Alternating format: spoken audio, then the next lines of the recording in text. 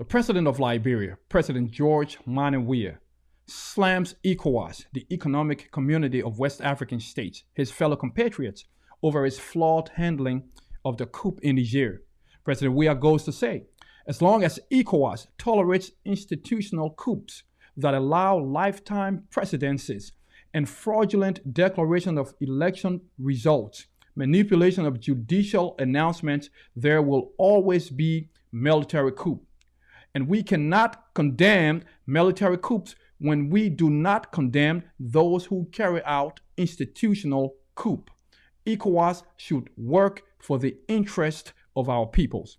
Those were the words of the president of Liberia, President George Weah. So in essence, this president is saying, which is by the way, a very stellar and much needed form of leadership that we need across the West African region, Africa as a whole. If we will ever have a chance of making Africa relevant again and making Africa the superpower continent that it rightly deserves to be, then we must start to see leaders like President Weah from Liberia emerge all across the continent.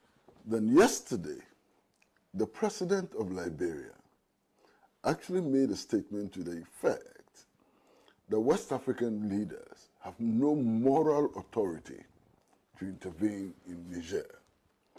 Indeed, according to the president of Liberia, what has been happening in the West African sub-region is nothing but institutionalized coups d'etats. He makes a distinction between military coups d'etats and what he calls institutional coups d'etats.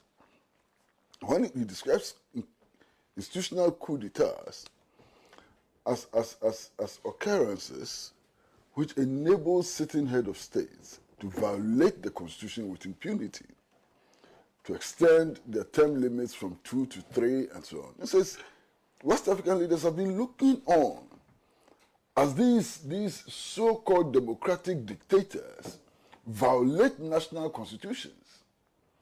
When action is taken to correct this, then they wake up all of a sudden.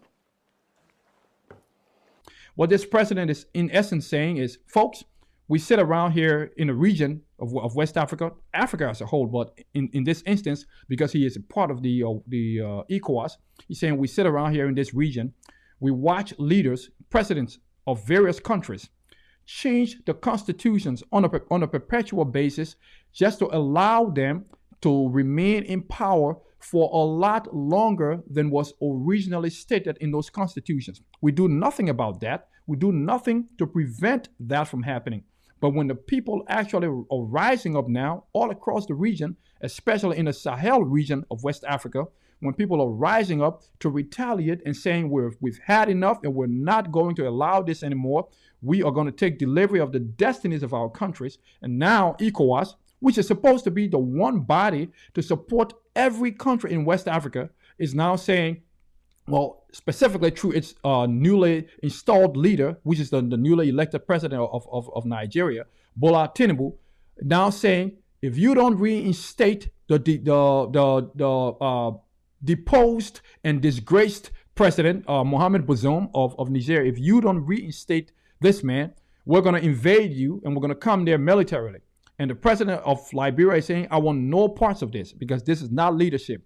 If we want real leadership here in the region, we need to start by preventing, by going after these very leaders who caused the problems in the first place, by trying to change the constitution just to remain in power. They're abusing the people. That, in fact, is the actual coup that we should be trying to prevent.